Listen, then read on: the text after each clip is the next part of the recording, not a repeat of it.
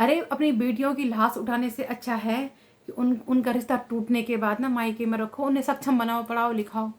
जरूर नहीं है सरकारी नौकरी, प्राइवेट नौकरियां 36 हैं यार, कुछ भी कराओ, लेकिन किसी रिश्ते में ज़बरदस्ती बंध के मत रखो यार। सगाई के बाद तुम्हें पता लग गया कि ये रिश्ता अच्छा नहीं है, बिल्कुल तोड़ दो, ना करो शादी वहाँ पे। हे देख रहे हो जय श्री केदार। तो आप देख रहे हो बारिश लगी हुई है रुद्रप्रयाग में, और मैं रुद्रप्रयाग पहुँच गई हूँ, लेकिन मुझे भैया गुलाब राय जा रहे, मेरे को ले जाओ जरा।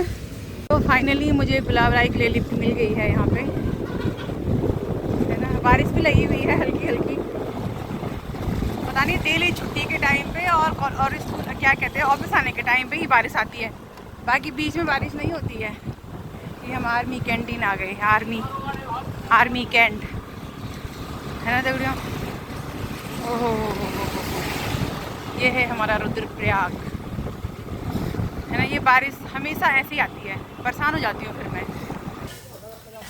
ही देख रहे हो तो मैं पहुँच गई हूँ अपने रास्ते में। आज तिलवाड़ा से वीडियो नहीं बनाई मैंने, क्योंकि मैं मन ही नहीं कर रहा था ब्लॉगिंग करने का, लेकिन फिर मैंने सोचा कि चलो बना ही लेती हूँ। आज थोड़ा मूड मेरा ठीक नहीं है, हो जाता है कभी कुछ परेशानी हो जाती है, कभी कुछ हो जाती है। तो मैं पहुँच गई हूँ अपने ऑफिस वाले रास्ते में, ऑफिस जा रही हूँ। ठीक है दगड़ा, तब निकलती हूँ मैं, ठीक है। हे दगड़ियों तो मैं पहुँच गई हूँ रुद्रप्रयाग बाज़ार। हम मेरे एक मैक्स वाले ने आज मुझे लिफ्ट दी, बेचारा ने किराया भी नहीं लिया यार। और आज मेरे साथ यशोदा भी है, जो अपने रिश्तेदार के घर जा रही है। बहन की लड़की के साथ जा रही है। अच्छा दीदी नौनी की दीदी एक, अच्छा दीदी एक जानी, अच्छा तो दीदी को और चिमठाना, ये दीदी के घर जा रही है अपने। इसका मतलब इसकी दीदी भी ना हमारे तिलवाड़ा की साइड रहती है। तो मैंने कहा चलो हम दोनों आज साथ में चलते हैं। आज दगड़ा है मेरे साथ, दगड़ा आज मैं स्कूटी बाइक में भी नहीं जा सकती है ना। तो बस हम लगे हुए हैं दगड़े रास्ते। ये रुद्रप्रयाग का बाजार है यहाँ पे। गाड़ी तो यहाँ कांटा लग के एक नहीं मिलती है तिलवाड़ा की, पुल से ही देखते हैं कोई मिलेगी तो, ठीक है दगड़े। हे दगड़े तो हम पहुँच गए हैं पुल में। आप देख सकते हो बाढ़ कितनी भयंकर आ रखी है, अभी तक पानी वैसे का वैसे ही है, 1 इंच भी कम नहीं हुआ है भाई। ये देखो पूरा वॉशरूम वगैरह डूबे हुए हैं। अली क्या करनी वहाँ फालतू नहीं मनी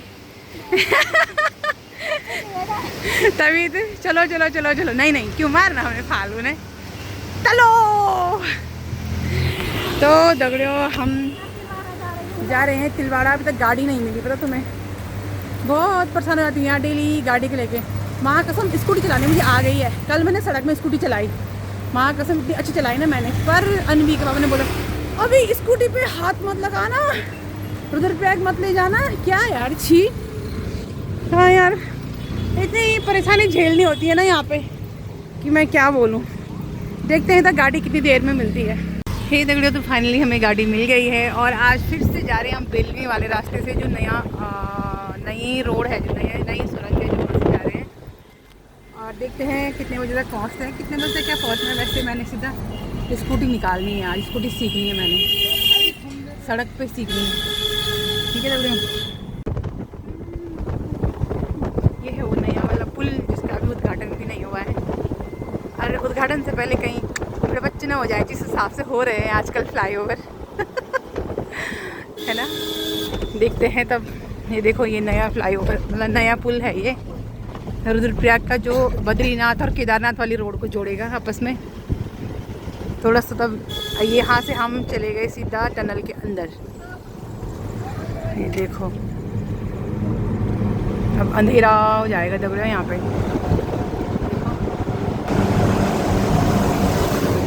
कितना अंधेरा हो गया ना यहाँ पे। आज परसों यहाँ लाइट जली हुई थी, आज लाइट बंद हो रखी है सारी। देखो ऐसे लग रहा है जैसे रात का सफ़र कर रहे होंगे हम अब तुम पहाड़ों में भी प्लेन्स वाले मज़े ले सकते हो, मतलब अंधेरा हो गया सारा।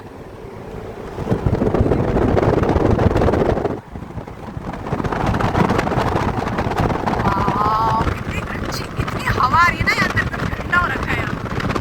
हम निकल गए हैं बाहर, अब बाहर एकदम गर्मी होगी दगड़ियों, अंदर ठंडा और बाहर एकदम गरम। हेलो एकदम गरम। देखो पहुंच गए हम, वहाँ अंदर इतना ठंडा है ना कि मैं क्या बोलूँ। तो मैं पहुंच गई थी, वैसे तो मैं आज 6:30 बजे घर पहुंच गई थी, लेकिन मैं डायरेक्ट घर नहीं आई, मैं बाज़ार में रुकी। और आपको पता एक बात बताऊँ, मैं कल से ना सड़क में स्कूटी चला रही हूँ। कल भी चलाई थी मैंने, आज भी चलाई मैंने, और अकेले चलाई मैंने, कोई नहीं था मेरे साथ में जो मुझे बताए कैसे चलानी क्या चलानी। मैंने अपने आप किनारे किनारे किनारे किनारे चलाई दौड़े स्कूटी। अब किसी को क्या परेशान करना ना, मैंने, हस्बैंड मेरे घर में हैं, लोग अपने अपने काम पे लगे रहते हैं, तो क्या दौड़े। मैंने वहाँ पे जो हमारे स्टाफ में जो लड़के हैं उन्होंने मुझे बताया था कि कैसे कैसे ब्रेक, उन्होंने मुझे बोला था बस तू ब्रेक पे हाथ रखना, कहीं पे दिक्कत होगी तो ब्रेक दबा देना और रेस बिल्कुल कम करना, उन्होंने मुझे बता दिया था। उसी हिसाब से एक किनारे किनारे किनारे किनारे मैं आज कम से कम मैंने 3 या 4 किलोमीटर मैंने आज स्कूटी चलाई। और कल चलाई थी मैंने, कल तो मैंने 1-1.5 किलोमीटर ज़्यादा नहीं चलाई थी क्योंकि कल मेरा फर्स्ट डे था ना, कल थोड़ा डर लग रहा था। लेकिन आज मैंने 3-4 किलोमीटर मैंने आज स्कूटी चलाई होगी, तो अच्छा लगा मुझे थोड़ा सा। लेकिन अभी एक्चुअली क्या है ना, सावन का महीना है और बहुत सारे आज को आपको पता है केदारनाथ वाले रोड पे कांवड़ियाँ चलते हैं बहुत ज़्यादा, तो दगड़ों बहुत रफ चलते हैं, मतलब स्पीड पर रहती है उनकी बाइक है ना, तो मुझे उनको देख कर थोड़ा डर लगता है। फिर उनको घुंघियाट भुंघियाट भी ज़्यादा रहता है, तब मैं थोड़ा सा किनारे किनारे चलती हूँ। क्योंकि कल सुमाड़ी में ना एक लड़का पैदल चल रहा था और किसी बाइक वाले ने, मतलब कांवड़िया ही आ रहे थे वहाँ से, उन्होंने उस लड़के को ठोक दिया है ना, उस बेचारे पे चोट लग गई, जो भी था क्या, बड़ा दुख हुआ, बड़ी तकलीफ हुई मुझे। तो इसीलिए आदमी के पापा, और पता क्या मैंने क्या किया, मैं फ़ोन तो साथ में ले ही नहीं गई, मैंने कहीं पे गिर गई चोट लग गई तो फ़ोन ना फूटे मेरा, इसलिए फ़ोन मैंने दुकान में दे दिया था वहाँ पे और मैं स्कूटी लेके चली गई। अनवी की पापा की 10 कॉल, जब उन्होंने उनको बता रखा था कि मैं स्कूटी लेके जा रही हूँ, मैं फ़ोन नहीं ले जाती हूँ। तब जो दुकान में थे उनको फ़ोन किया, तो मेरे को तो किसी ने देखा ही नहीं था उस समय, क्योंकि दुकानदार तो कोई और था उस समय। आता उसको बोला, उसने कहा हाँ स्कूटी चला रही है। तब मैं जब वापस आई तब मैंने उनको फ़ोन किया, मैंने कहा हाँ जब तुम्हें पता है कि मैं स्कूटी चला रही हूँ इतनी कॉल क्यों कर रहे हो इतने, पर क्या करना, उनको भी टेंशन हो जाती है ना कि एक्चुअली में ना जो जो कावड़िया जो बुलेट चले बुड़ बुड़ बुड़ बुड़ बुड़ आवाज़ आती है, वो आवाज़ हमारे घर तक आती है। तो अनवी पापा कह रही है इस भबड़ाहट में स्कूटी कहाँ चला रही होगी। मैंने कहा भाई ऐसा है, जब स्कूटी मैं जब हल्ला सुन रही हूँ कावड़िया वाले आ गए तो मैं अपनी स्कूटी किनारे खड़ी कर दे रही हूँ, जब वो लोग जा रहे हैं उसके बाद ही मैं जा रही हूँ, क्योंकि उनका साउंड बहुत तेज़ होता सुनाई देता है ना। तो जैसे मुझे दिख रहा है कि हाँ भाई उनका साउंड आ रहा है तो मैं अपने आप ही किनारे हो जाती हूँ, तब वो लोग निकल जाते उसके बाद मैं चलती हूँ, क्योंकि अपनी सुरक्षा अपने हाथ। ठीक है दगड़ियों, तो थोड़ा सा मेरा हौसला बढ़ा है आज। मैं तो मुझसे बहुत लोगों ने यही सवाल किया कि आपने पहले स्कूटी क्यों नहीं सीखी, आपने पहले क्यों नहीं सीखी। तो ये था कि मेरा मन ही नहीं करता था, मेरे हस्बैंड मुझे सब कुछ हाथ हाथ में देने की आदत पड़ी हुई थी ना, घुर्र मुझे लेने आना, घुर्र मुझे छोड़ने जाना। तभी तो कहते हैं किसी पे इतना भी डिपेंड नहीं होना चाहिए। नहीं रगड़ियों, देखो कितना पछता रही हूँ मैं, सीखी होती आज स्कूटी तो आज ऐसे हाल होने थे मेरे नहीं। हाँ दगड़ियों क्या बोलना ना, आपको पता कल एक न्यूज़ सुनी होगी आपने, हमारे श्रीनगर की एक लड़की ने सुसाइड किया देहरादून में, जबकि वो सरकारी नौकरी वाली एक शिक्षिका थी दगड़ियों। उसके बाद वो उनके ऐसे हाल हुए, उसके पास वो सरकारी नौकरी का हथियार था ना, वो चाहे तो सबसे अलग होके अपना आराम से अलग रहती, पर पता नहीं ऐसे क्या प्रताड़ित हुई वो, जो उसने ऐसा कदम तो नहीं उठाना चाहिए था। उन माँ बाप के बारे में सोचती बेटा, जिन्होंने तुझे पाला पोसा नौकरी लगाया, कम से कम उनके बारे में तो सोचना चाहिए था ना एक बार। पर चलो भगवान उन लोगों को बिल्कुल सुखी ना रखे जिन लोगों की वजह से ये सब हो, ससुराल वाले। और खासकर जो ये नंदे होती हैं ना दगड़ियों, जीना खाना भाभीियों को सच में हराम कर देती हैं। और आपको पता है दगड़ियों, गरीब घर की लड़कियां ना कितना संघर्ष करती हैं, ये लोग कभी नहीं समझेंगे। और ये जो नंदे होती हैं अपनी माँ को भड़काती हैं। आज भाभी ने फेसबुक में ऐसी पोस्ट डाली है, आज भाभी ने वैसी पोस्ट डाली है, आधा से ज़्यादा कलेश घर में इसीलिए होता है दगड़ियों। चाहे कोई भी हो ना, आपकी भाभी कुछ भी कर रही है, ननद का बोलने का कोई अधिकार नहीं है अपनी भाभी को, क्योंकि तुम भी किसी के घर की बहू हो, है ना, तो नहीं बोलना चाहिए भाई, वो भी किसी के घर से आई है यार, उसको उसकी ज़िंदगी जीने दो ना। अब मैंने सुना कि उसके शादी अब 2-3 महीने 3-4 महीने शायद जनवरी फरवरी में हुई थी उनकी शादी, और उनके ससुर जी की डेथ हो गई तुरंत। तो यार किसी का मरना या जीना बहू पे थोड़ी ना डिपेंड करता है। हम लोगों की मानसिकता देखो ना, अंधे हो चुके हैं हम लोग। उस एक एक ने जन्म पत्री में देखियो बोल दिया है कि हाँ बहू तुम्हारी अपशगुनी है, और उसको बोला बल्कि तूने अपने ससुर को खाया, तू अपशगुनी है। और उस बेचारे ने ऐसे शब्द तो सुने ही नहीं होंगे, पढ़े लिखे घर के लोग ना ऐसी गालियाँ नहीं देते हैं दगड़ियों। और वो उतने में डिप्रेशन में चली गई, उसने सुसाइड कर दिया। मैं वो यही कहना चाहती हूँ, अगर किसी के साथ ऐसा होता है ना, प्लीज़ ऐसा कदम ना उठाओ, एक बार अपने घर में अपनी माँ से बात करके देखो। और अगर तुम्हारे पास नौकरी चाकरी है तो बिल्कुल, अगर तुम्हारी मम्मी या तुम्हारे मायके वाले ज़बरदस्ती कहते हैं ना कि नहीं उसी घर में रहना है, तो अपने मायके वालों को भी त्याग दो और ससुराल वालों को भी त्याग दो। तुम्हारे पास अगर नौकरी है तो अलग जाके रहो, लेकिन सुसाइड जैसा कदम बिल्कुल ना उठाओ। सही कह रही हूँ मैं, ये चीज़ें बहुत गलत है। पर क्या कर सकते हैं, कहते हैं ना आत्महत्या भी इंसान तब करता है जब अति हो जाता है, जब उसके सुनने वाला कोई नहीं होता है, तब उसको लास्ट ऑप्शन यही बचता है कि मैं मर जाऊं। क्योंकि मेरे साथ भी 1-2 बार ऐसे ही हादसा हो चुका है। एक तो आपको पता है 1-2 बार पहले भी ऐसे मेरे साथ बहुत सारी घटनाएं हुई हैं जिनको मैंने मर मर के तर के सहा है और सोचा कि ज़िंदगी ख़त्म कर दूँ, लेकिन उसके बाद भी मैं उठकर दोबारा खड़ी हुई हूँ। और मुझे पता है कि मैं दोबारा अभी भी उठकर खड़ी होंगी, मैं हार नहीं मानूंगी, बिल्कुल भी हार नहीं मानूंगी दगड़ियों। बस आप लोगों का साथ, आप लोगों का सपोर्ट मेरे साथ है। इसीलिए दगड़ियों, आपको पता है मेरे भी ऐसा कोई है नहीं जिसके पास मैं अपने दुख और तकलीफ कहूँ। तो जब मैं आप लोगों से अपनी दुख और अपनी तकलीफें शेयर करती हूँ ना, मुझे सुकून मिलता है, शांति मिलती है, मन हल्का होता है। आप लोग अच्छे अच्छे कमेंट करते हो, क्योंकि अगर इंसान किसी के पास ना सुनाए तो इंसान डिप्रेशन में चला जाता है, और मैं नहीं चाहती हूँ कि मैं डिप्रेस में जाऊँ। इसीलिए मैं दिल खोल कर सारी बातें आप लोगों के सामने रख देती हूँ, है ना दगड़ियों।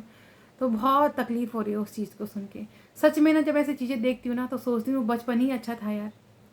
सच में ना, भले उस बचपन में हम बहुत काम करते थे, घास काटना, ये करना, वो करना, मम्मी से गुस्सा हो जाते थे, लेकिन इन दिनों से अच्छे ना वो बचपन ही सही था। अब तो खाली बस जिम्मेदारियाँ, मुसीबतें, बहुत सारी चीज़ें हैं यार दगड़ियों। मैं सच कहूँ, मुझे अब ये ज़िंदगी ना, ये जीवन अच्छा नहीं लगता है। मुझे वो पुरानी वाली लाइफ अच्छी लगती है। सच में ना, अब तो खाली जिम्मेदारियाँ ही जिम्मेदारियाँ हैं यार। खैर, वैसे भी संघर्ष जीवन प्रयत्न चलता रहता है, इंसान को हार नहीं माननी चाहिए, और आत्महत्या जैसे कदम तो बिल्कुल नहीं उठाने चाहिए, बिल्कुल भी नहीं, कोई भी नहीं। अगर नहीं मिल रहा है कोई सोल्यूशन तो फेसबुक में वीडियो बना दो यार, डाल दो, दिखा दो दुनिया को कि मैं परेशान हूँ, देखी जाएगी। फिर पढ़ो ना कमेंट, लोग तुम्हारा साथ देंगे यार। दुनिया इतनी बुरी नहीं है कि तुम्हारा विरोध करेंगी, साथ देंगी। एक बार बोल के तो देखो, लेकिन आत्महत्या जैसे कदम बिल्कुल ना उठाओ। आपको पता है मेरे साथ जब ये हादसा हुआ था ना, मैं बिल्कुल हार गई थी। मैंने कहा मेरे कमाने वाला तो अंधा हो गया है, मेरा क्या होगा, मेरी बेटी का क्या होगा, मेरे घर परिवार का क्या होगा। मुझे 1-2 लोगों ने बोला कि तू वीडियो बना ही मत, लोगों को मत बता। सच में कहूँ दगड़ों, उस समय मैंने सिर्फ अपने मन की सुनी। यहाँ तक कि मेरी माँ ने भी कहा मुझे कि वीडियो मत बना। मैंने अपनी माँ को एक ही जवाब दिया, मैंने कहा माँ, तेरे पास तो कुछ है नहीं, मेरा घर कौन चलाएगा। मैं वीडियो बनाऊंगी तो थोड़ा बहुत मुझे वहाँ से पैसे आएंगे, मैं अपने हस्बैंड का ट्रीटमेंट कर पाऊंगी। तब तो मेरी माँ ने मुझे कुछ नहीं बोला। उसके बाद मैंने सिर्फ अपनी मन की सुनी, मैंने किसी की नहीं सुनी, और मैंने पर डे आपके पास अपनी जो कहानियाँ हैं वो बताई, और आप लोगों ने भी ना बहुत सपोर्ट किया मुझे। और अगर मैं आप लोगों के पास नहीं कहती ना दगड़ियों, 100% कह रही हूँ, मेरे हस्बैंड का ट्रीटमेंट ज़िंदगी में कभी नहीं होता, और आज मैं रो रही होती, भीख मांग रही होती मैं कहीं पे। आज ऐसी बुरी स्थिति हो गई थी मेरी। लेकिन मेरे सोशल मीडिया से मेरे जो बेस्ट विशर हैं, जो चाहते थे कि मैं सुखी रहूं, उन लोगों के आशीर्वाद से आज मैं धीरे धीरे करके मेरी ज़िंदगी पटरी पे आ रही है। बस इसी बात की मुझे थोड़ी सी खुशी है। मैं ये कहती हूँ कि चाहे आपके जीवन में कितनी भी परेशानियाँ हैं ना, बोलो यार। अगर आपकी सुनने वाला कोई नहीं ना, सोशल मीडिया में बोल दो, कोई बात नहीं, कुछ नहीं होता है, बोल दो, लेकिन आत्महत्या जैसे कदम ना उठाओ यार। मुझे उस लड़की को देख के बहुत तरस आ रहा है, मैं सही कह रही हूँ।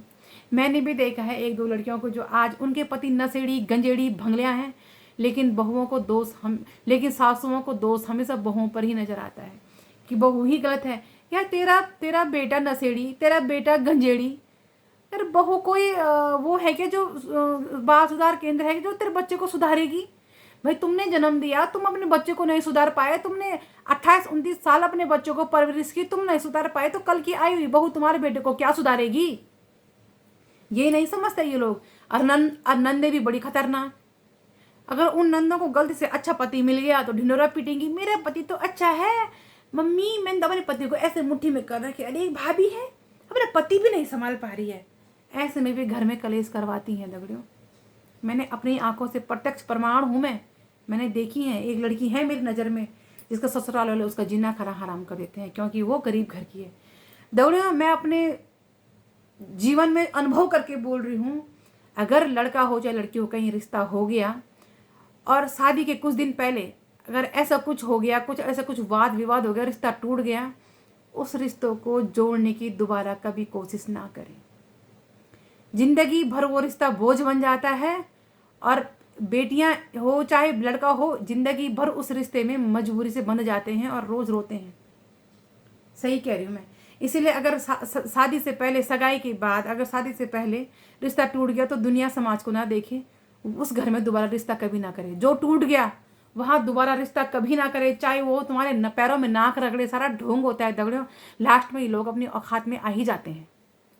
इसलिए जहाँ रिश्ता टूट गया वहाँ टूट गया।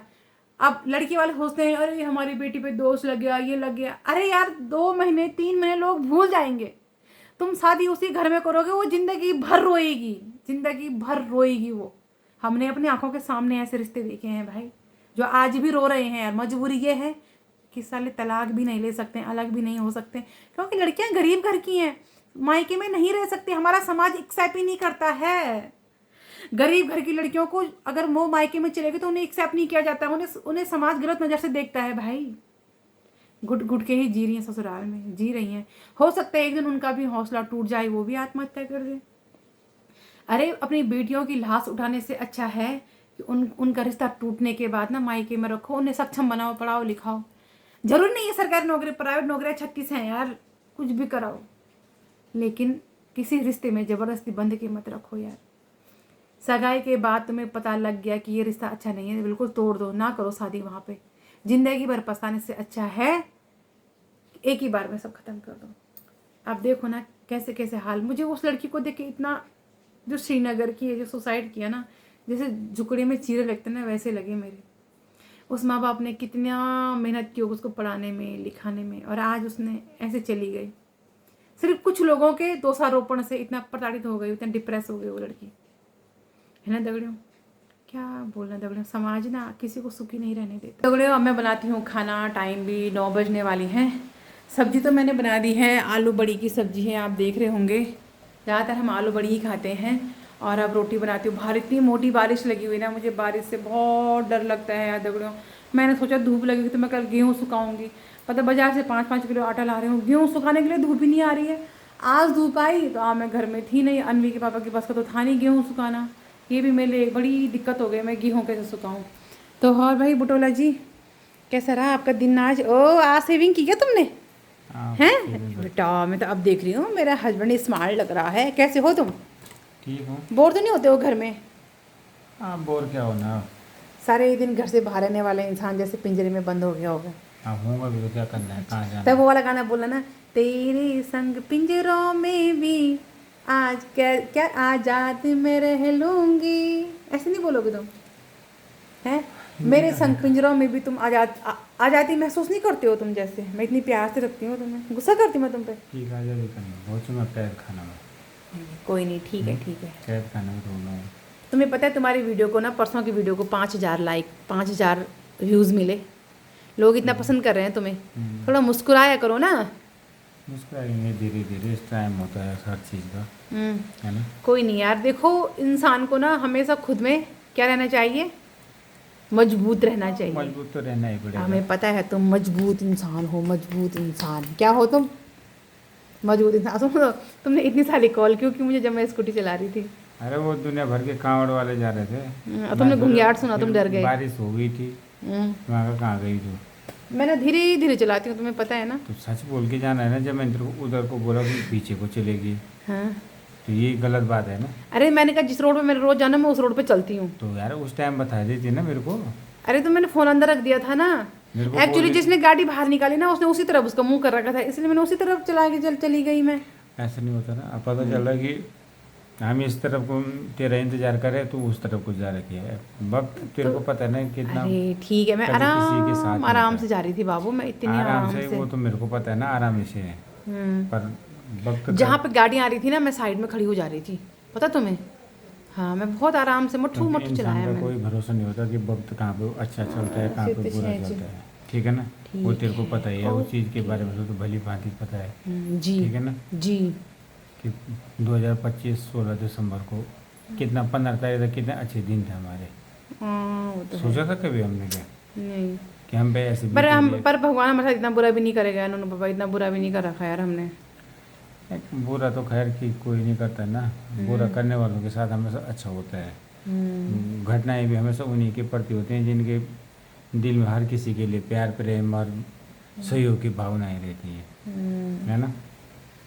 मैंने तो आज तक कभी किसी से मन मुटावा किया नहीं, ठीक है ना, हर किसी की मतलब हेल्प के लिए आगे दौड़ा, तो क्या हुआ तो क्या हुआ, लास्ट में? क्या हुआ? तो जब तुमने सबकी मदद की, भले ही उन लोगों ने नहीं की होगी, लेकिन दुनिया ने, हमारे कितने सारे फॉलोअर्स ने तुम्हारी हेल्प की ना। हाँ वो तो है। भगवान ना कहीं से हिसाब किताब परफेक्ट अरे रखता है भाई सबका।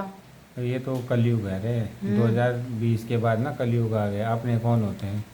कोई नहीं होता है, बाहर वाले ही हमेशा अच्छे होते हैं। अच्छे होते हैं, ठीक है ना। 2020 के बाद तो बस यह है कि मैं हूँ और मेरा मेरा है बस। चलो टेंशन जो ना है। लो, हो जाएगा सब ठीक। ठीक तो है, क्या देखते हैं, हो जाएगा बोर सब नहीं ठीक। होना ना, खुश रहो। अब बोर होंगे भी तो क्या करना है, रहना तो भरी में है ना।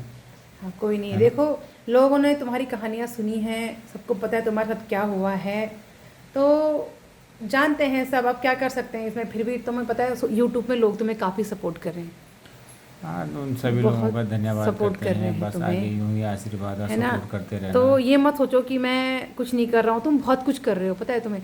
तुम उन लोगों को प्रेरणा दे रहे हो जो लोग हारे हुए हैं ज़िंदगी में, है ना। अब बाकी तो कहानी तो ज़िंदगी की बहुत लंबी है, ठीक है ना।